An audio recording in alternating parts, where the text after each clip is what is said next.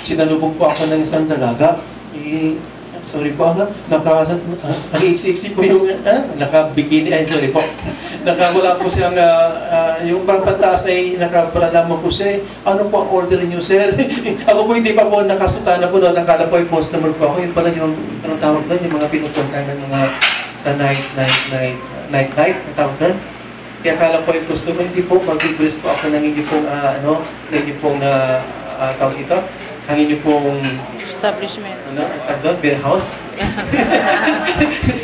Nakahalata tuloy si Father Dan. Pagpunta ko ka rin dito, nagtutugtugan na, baka beer house na naman ito. Hindi pala, mga kaibigan pala, mga kapatid pala na nagsisindi po sa ibang tao. This Gear Up Activations and Event, this is the 10th year anniversary na pagpapasalamat po sa Diyos. Matagal na po kayo dito, sisters, Gear Up. So ano po yung, aside from having this anniversary, ano po yung pinagpapasalamat po nila? Yun lang po, yung pagiging matagal mo sa Gear Up, tsaka laging may project.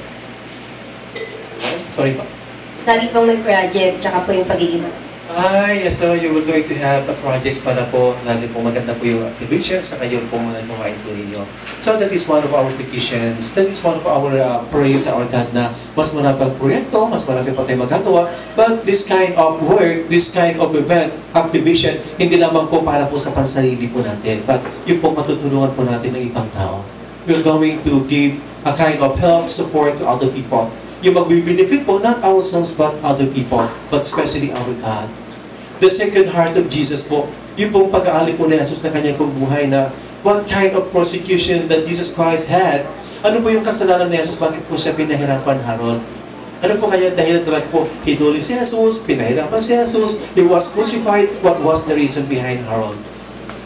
To redeem all our sins. To redeem all our sins. Tama po yan, because the self-denial of Jesus, the self-sacrifice of Jesus, He wants us to be saved. Pero, yung po bang ano pa yung kasalanan ni Jesus? Bakit po siya pinahirapan? Bakit po siya hinuli? Bakit po siya pinako sa krus? What was the sins or mistakes of Jesus? Ano po kaya? Ano po ma'am? Siguro po, he claimed to be the King of Kings. He claimed to be the King of Kings. Di ba yung pong sa ulunan po niya, yung Indri? Ano mo yung sabihin ng Indri po noon? Jesus, the King of Jews.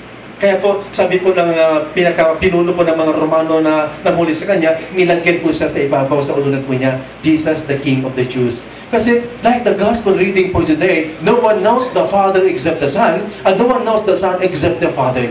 Ibig sabihin, I and the Father is only one. Ano po yung kasalanan na yun kapag ilihahalintulad po natin ang ating sarili sa pagka-Diyos ng Diyos? That is a sin of blasphemy. Jesus Christ said, the Father and I is only one. Yun po ang ayaw po ng mga Romano, yung ayaw po ng mga Hudyo, na ihahalintulad po natin ating sarili sa pagka-Diyos ng Diyos. That is a kind of blasphemy. But that is the reality. Jesus is not only human, but also He is a divine. That is the two natures of Jesus. He is God and also human. Kaya po, kung naman po yung problema po natin, nalulungkot po tayo, ano po yung sakit po natin, alam din po ng ating pong Panginoong Jesus. Alam po niya yung mga pighatik po natin because as a God, He became into this earth and became human like you and me.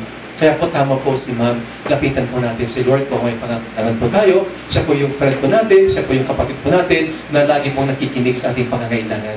For this Gear Up Activations and Event 10th year anniversary, siya po ang lapitan po natin. Any kind of projects, any kind of work we're going to do para po sa ibang tao and also for the benefit of our God, the Sacred Heart of Jesus, our Lord. So once again, congratulations po to everybody for the 10th year anniversary po.